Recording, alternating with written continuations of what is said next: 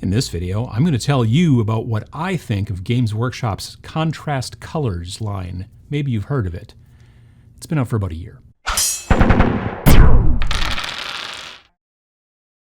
Hopefully, haircut soon, but until then, fez. So right about now is about the 1 year anniversary, roughly, of when the line of contrast colors, otherwise known as contrast paints, from Games Workshop were released upon the hobby. And for those of you that don't know or haven't heard of them or are new to the hobby or anything along those lines, the Contrast Colors line was designed to make it easier for people to paint their miniatures more quickly and to get people more miniatures on the table, just in general. One of the big downsides to using traditional paints to a lot of painters is it takes longer because you have to constantly go back to the palette or to the pot or however you're doing it, and you're constantly having to more paint, because that paint's generally kind of thick to some degree, and you do want to water it down, but if you water down too much, well, then it becomes too thin, and then it becomes too transparent, and then you have to add more coats, and it's a whole struggle that beginning painters have a tendency to sometimes go through. So the concept behind Contrast Colors was one thick coat. You put this stuff on there. It's very fluid, but not so fluid like it's water, but it's not as thick as normal paint, but it's still quite fluid, and it allows you to really kind of load up the brush and then just do a whole bunch at once without having to constantly go back to the pot, and it can get things done quicker. They also, to some degree, and in some colors it's less and in other colors it's more, they have this quality where the color will kind of recess down into the deeper kind of little crevices that you might have in the details on your model. And then therefore it gets darker, which brings out those details. And in theory, in some situations, it will also pull away from the raised bits to kind of make it so as if those raised bits are almost kind of like highlighted, but not quite. It's close, and like I said, some colors work better than others in that situation, but that was the concept behind the contrast colors. And a lot of people came out with videos right away talking about them and everything like that. And at the time, when I got the contrast colors, Games Workshop sent me the whole line to take a look at. I was literally that day running my local little mini convention, the Tabletop Minions Expo 2019. And then a couple days later, I was on my way to Origins in Columbus, Ohio. And then after that, I was off to Mini Wargaming's grand opening of their new Mini Wargaming bunker. So I wasn't going to be able to really put any time into them or sink my teeth into this line of paints and make a video about it. So I just kind of didn't. That is not to say that I did not try out and use all of the contrast paints. If you've been watching this channel for a while, at least specifically recently, you have seen a lot of contrast paint stuff on the channel. I did a video a little while ago, about doing stormtroopers from Star Wars Legion, and the two main colors that I pushed to really make the models look great and also really speed up your whole kind of process were two contrast colors, Apothecary White and Black Templar. Apothecary White is the color that you put over the white primer that you put on the stormtroopers. You prime them white. You don't use the colors that GW tells you to use for the contrast colors. They tell you gray sear or wraithbone. When I'm talking about the stormtroopers, you stick with white.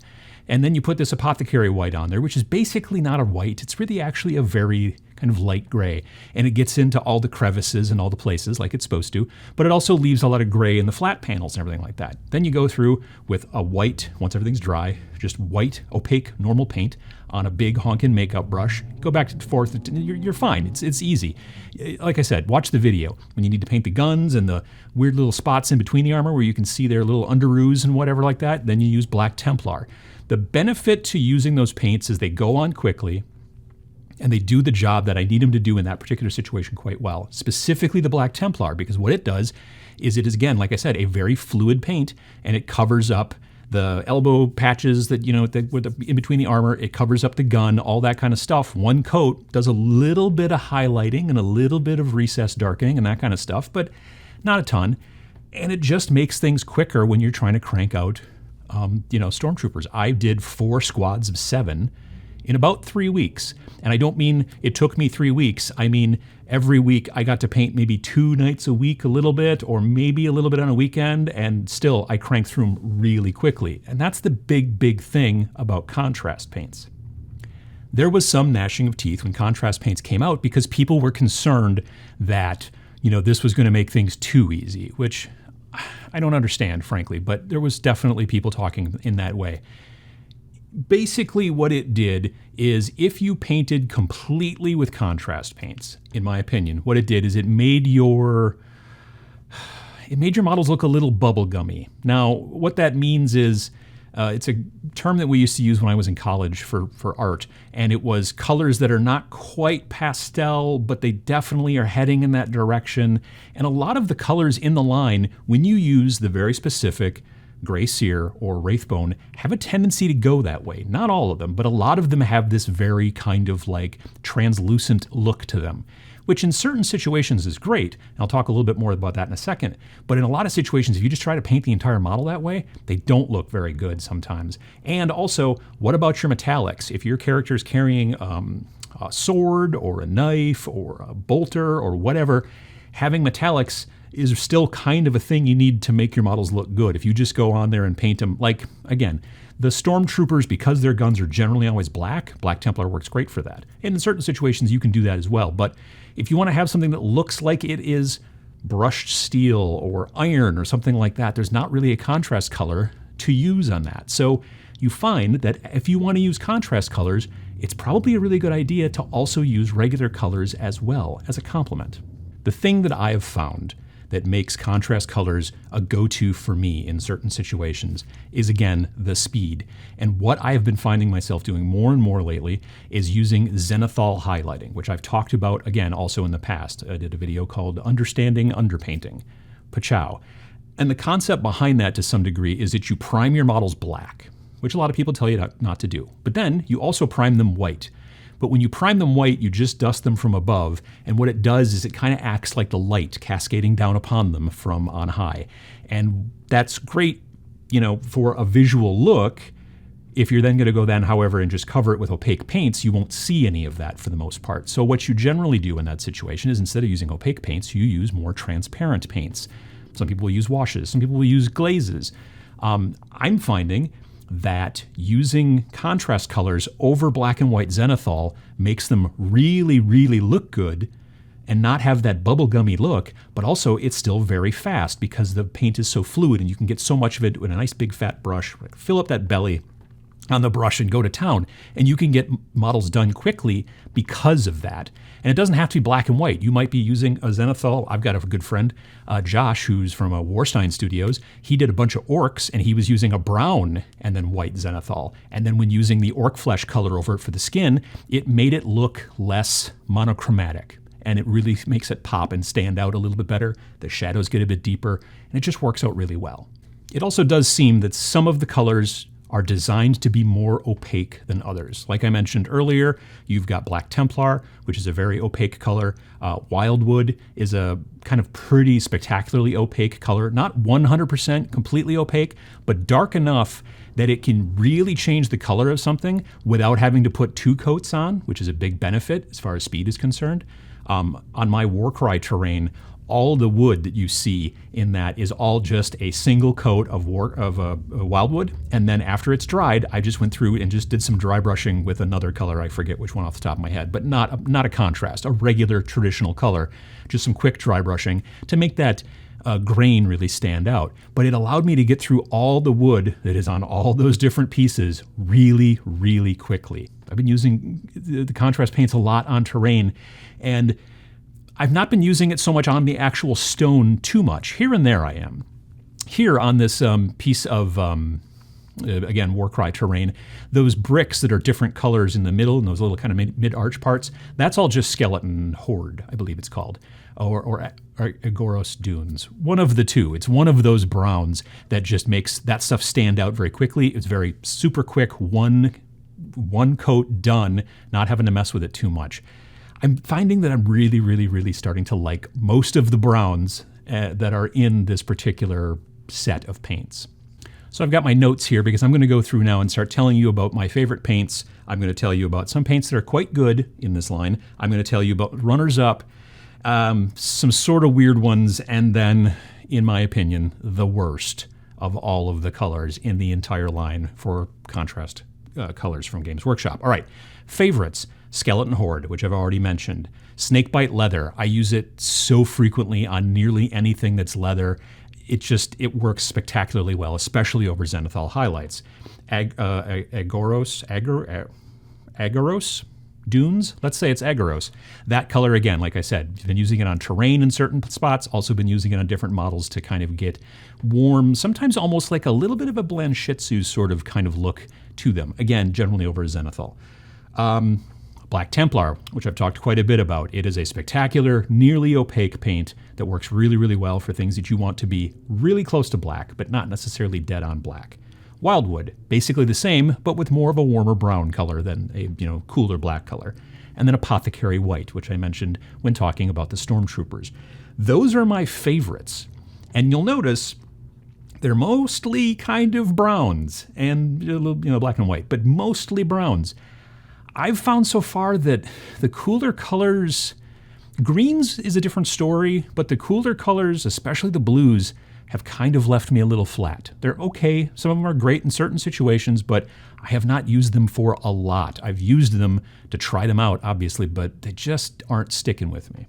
Below favorites, but into the quite goods, as I like to say, Dark Oath Flesh, that's an important one, I think. Cygor Brown, like I said, I've been using that also in terrain as well. I think I've gone through, have I gone through a second bottle of Cygor? No, that's Wildwood I've gone through a second bottle on. And then Basilicanum Gray, which is a great kind of just flat color. Again, works nicely on terrain. Also works nice on basing if you're trying to go with like gray bases, which I've talked about just recently. Pachow.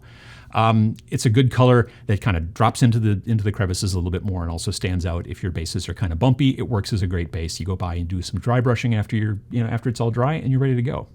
Runners up, Orc Flesh, which again, like I said, you probably want to put over a Zenithal. Just putting Orc Flesh directly onto white or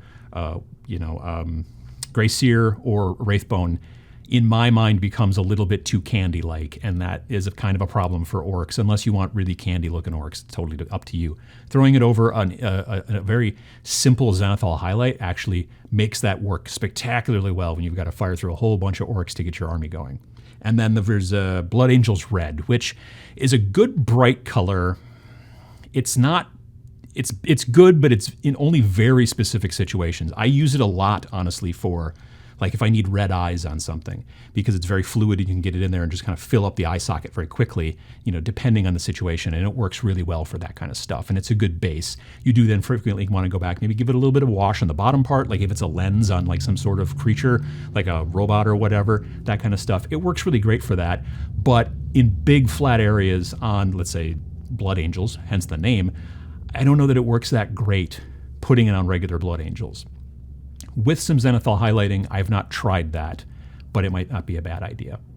Slightly weird. There are two colors. There is a Gryph-Charger Gray and Space Wolves Gray, and I can barely tell them apart. My belief is that Space Wolves Gray is potentially just a little bit thicker, well, not thicker, but more opaque. And I think but if you look at the two colors, you put them on like a palette or a piece of plastic or something like that and just look at the two colors, you can barely tell them apart. So to me, that's a little interesting. But definitely, it's odd that those two colors are so close together. It's just something I noticed as I was going through all my paints, getting ready for this video. And then my least favorite color, and I've talked about it actually on the live show several times, it's Ultramarine Blue. It's just patchy and weird, and I shook the heck out of it. This is not here's an interesting note. When you get that weird sort of white sediment in the bottom of your bottle, you absolutely have to shake that bottle till that stuff goes away. If there is any of it left along the underside, or depending on how your bottle sits in your little, storage area, the bottom, wherever it might be, if there's any of that kind of white residue in the bottom, the contrast paints will basically not really do the job they're supposed to do. I don't exactly know what that whitish kind of pigment is that shows up in the darker colors, but it doesn't show up in all of them. Like I never see that color, I don't think, ever in Black Templar or Wildwood. No matter how long they sit, I never see that kind of sediment, but there's a lot of other colors that do it. You have to shake that color really bad, no matter what it is. Just shake the heck out of it until that color, that white residue is gone. Otherwise, it's just not going to do the contrast thing very easily. So I made sure to do that with the ultramarine blue, and I'm just not happy with the results. I did this model and it's just everything. And I've tried it in a couple other spots, and it's just never worked out for me. So if you've been, under a rock and not heard about the contrast colors, or you've tried a couple and maybe the first one you picked up was ultramarine blue and you're like, well, these are garbage or whatever, take a look at them again. They have their very specific uses. They are great when you need a very fluid paint to almost sometimes in certain situations glaze things to darken them down. Some of them, if you want like a really interesting colored metallic, you put them over silver spray and they look like a great like metallic red or metallic blue and that kind of stuff. So that can be very interesting as well. It's great when you have a model with a lot of trim and you spray it all silverish, and then you get in there and you start coloring on the insides with a very fluid paint that will actually flow around and catch into all the areas. It's way easier than using a normal opaque, slightly drier style paint to fill in all that stuff. So they're all about speed is really the thing. Ease of use to some degree, but really in my mind, speed is the most important thing with contrast paints. And if you want to make them look really good, then you're definitely going to want to try some Zenithal highlighting and then put that color over the top of it and make it look like you're a really good blender and you know what you're doing, and you'll hopefully be pretty happy with the results on most of the colors. I also wanted to mention, I'm starting to do some more stuff on Twitch, twitch.tv/tabletopminions.